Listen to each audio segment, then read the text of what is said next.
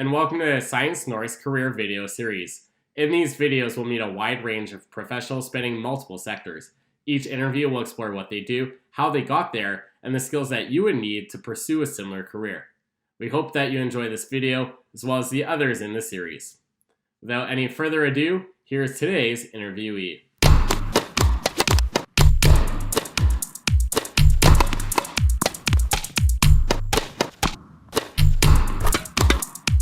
So our guest today is Mike. Mike, do you want to go ahead and introduce yourself for us, please?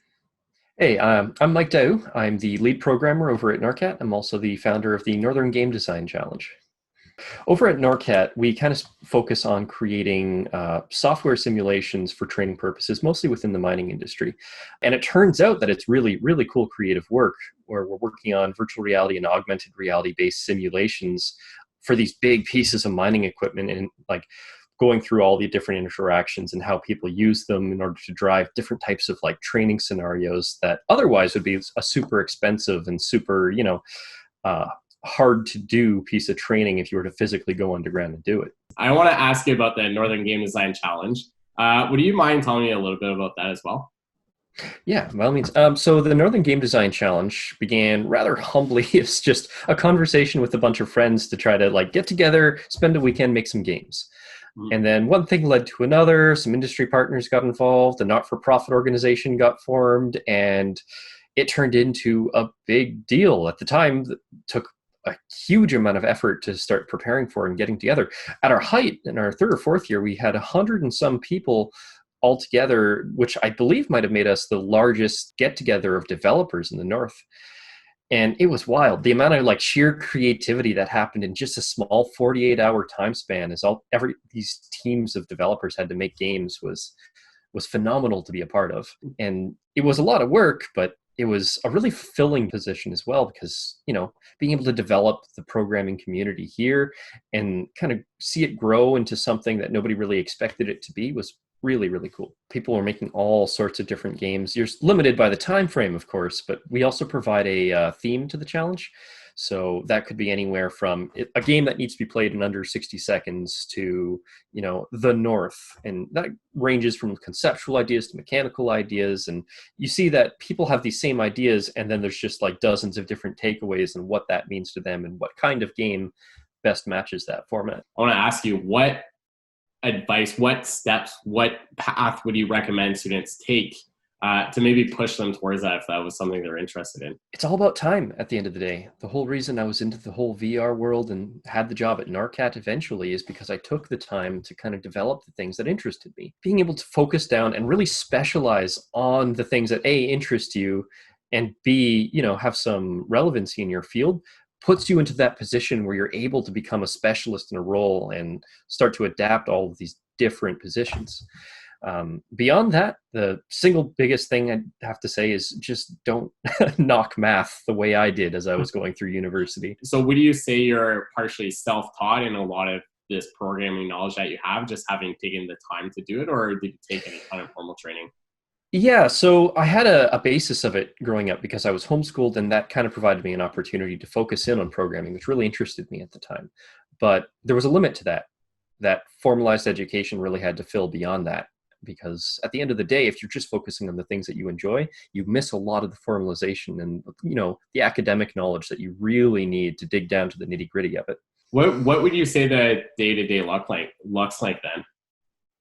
Well, it all depends on the day specifically, but a lot of it is just taking time to figure out, okay, what is the best design methodology for what I'm trying to do, actually implementing on that, realizing that you had everything wrong, repeating that step over and over and over again as you slowly refine this process and end up with the result that you're looking for.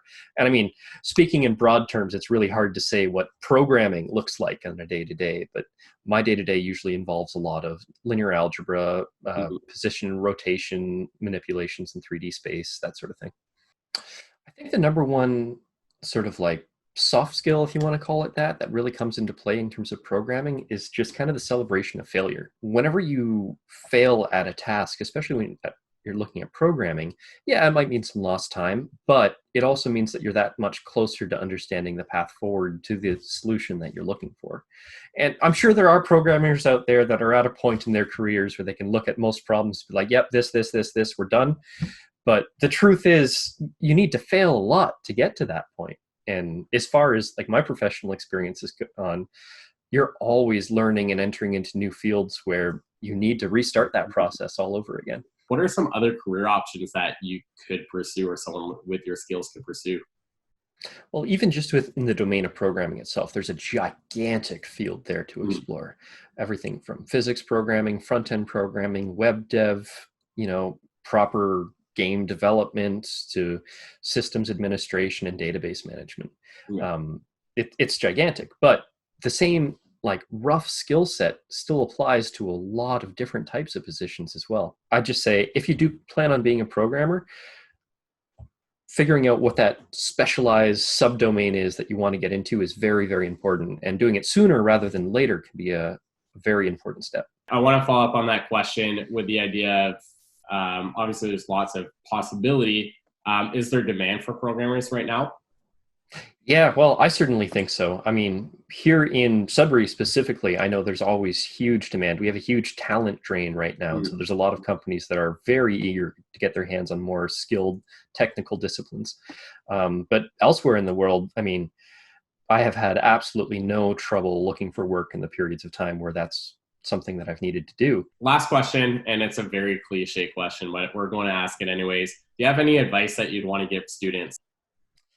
Yeah, number one is don't give up, especially when it comes to university. I know it can be super rough to get through some of it, and it can be a little mind-bending sometimes when you're forced to study stuff that, like, realistically, you may not even use in your career. But it's still important at the end of the day to end up and to get that piece of paper that you need to enter into the market. But beyond that, as you're going about that, don't neglect your own skill sets and disciplines, because programming is an art as much as it is a science.